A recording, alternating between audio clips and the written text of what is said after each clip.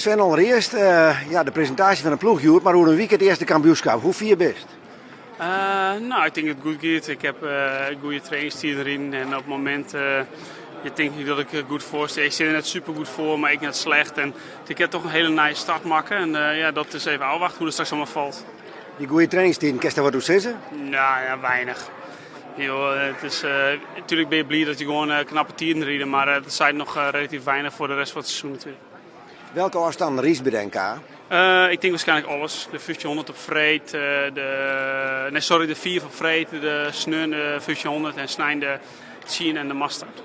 Kan je al wel zeggen als het verneemt dat er stappen maken binnen de 1500 meter? Nou ja, dat denk ik wel. Ik denk dat het eerste, dat het voor mij het belangrijkste natuurlijk. Maar het eigen om op onze doelstelling natuurlijk om die 1500 meter er weer bij te krijgen. Ja, dan zal daar toch in eerste instantie de aandacht wat meer op liggen. Dan zult ik wichtig wijzen om die te plaatsen voor de Wraadbeker, neem ik gewoon. Ja. Want die wedstrijd was dan ik graag rijden. Ja, nee, natuurlijk was het net best. Nee, klopt. Maar goed, ja, als ik bij de eerste 4 zit, dan wordt het een heel dreig verhaal. Ja. Ja. Goed, ja, dan even toch die naaie ploeg. De voorbereiding zit er eigenlijk op. Wat ben die ervaring? Nou ja, goed, de nieuwe ploeg, mijn nieuwe trainer natuurlijk, een nieuwe begeleiding, een nieuwe rieders is voor mij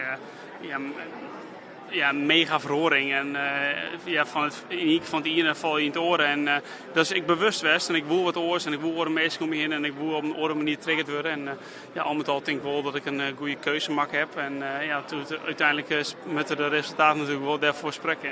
Kan je er een opvallend aspect uithalen? Dat aparte, dat oren? Nou ja, het is gewoon allemaal oors. En ik vind het apart, maar het zijn wel oren keuzes die maken we.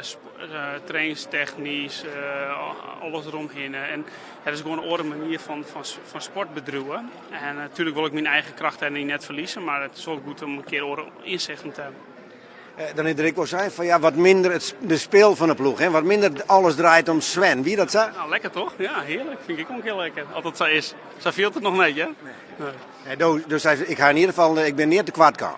Nee, zeker niet. En dat zou ik niet goed weten. Maar ben ik er nooit in gestegen. Dus.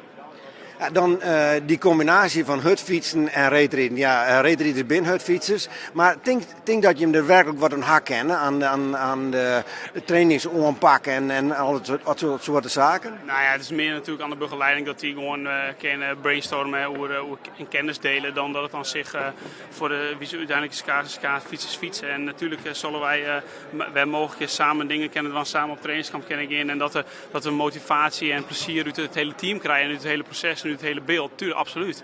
Maar uiteindelijk moeten we natuurlijk wel zelf doen. Toch nog even waarom, want Doe hast natuurlijk de ondervinding van al die heren bij de TVM. Als het nog zegt, hoe viel het lief? Hetzelfde, beter? Ja, nee, het viel oors. Vooral heel erg oors. En daarom is het voor mij nog moeilijk in te schatten hoe en wat. Is dat wat onjaan, oors? Nee, dat vind ik heel erg moeilijk. Als ik wekker word, dan viel ik orenpoorten, dan viel meer regoors, dan viel op de fiets viel het oors. En ik ken nog net zozeer al wat dat is. Maar goed, ik hoop dat het positief effect heeft.